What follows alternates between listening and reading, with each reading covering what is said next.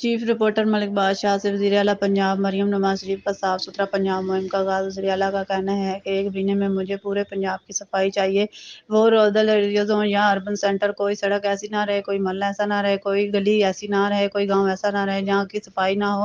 اس سلسلے میں M N اے عطاء اللہ تارڑ، سابق ایم پی اے رمضان صدیق بٹی، شبیر مقبول سینئر مسلم لیگی رہنما کی زیر قیادت حلقہ پی پی 161 کی یونین کونسل 226 میں زیڈ آر او عقیل شاہ، سینٹری انسپکٹر اویس اور مدثر کی صفائی مہم جاری ہے۔ ہر گلی ہر محلے میں صاف ستھرا نظر آئے گا۔ اور اس موقع پر شبیر مقبول نے کہا کہ صفائی نصف ایمان ہے اور وزیر اعلیٰ پنجاب کی اس اقدام کو سراہتے ہیں۔ اور زون 22 کی ایل ڈبلیو ایم سی کی ٹیم جو کہ بہترین انداز میں کام کر رہی ہے، ان افسران کو ایسی قابل ٹیم لگانے پر شکریہ۔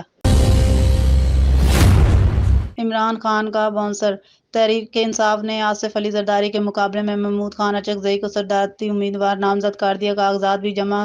یہ بلوچستان کے لیے ایک مثبت پیغام ہے۔ توشہ خانہ کیس: توشہ خانہ گھڑی خریدنے کا دعویٰ کرنے والا عمر فاروق ظہور، جو کہ خود اشتہاری تھا اور پاکستان بھی نہیں آیا، لیکن ان کی مدعیت میں اسلام آباد پولیس نے صوفیہ مرزا، شہزاد اکبر اور سابق ڈی جی ایف آئی اے ثناء اللہ عباسی وغیرہ کے خلاف 2 مقدمات درج کیے۔ جسٹس ارباب محمد طاہر اسلام آباد ہائی کورٹ نے نہ صرف مقدمات خارج کر دیے بلکہ آئی جی اسلام آباد کو تحقیقات کر کے ملوث پولیس اہلکاروں کے خلاف کارروائی کا حکم بھی دے دیا ہے۔ کے پی کے وزیر اعلیٰ امین گنڈا پور کے اعلان کے بعد کل پہلے مرحلے میں بچگی روڈ پر پشاور والا پہلا لنگر خانہ 2 سال بعد کھول دیا گیا۔ پناہ گاہ بچگی روڈ، پشاور میں کل رات کے کھانے کا منظر 240 مزدوروں نے قیام و طعام کیا۔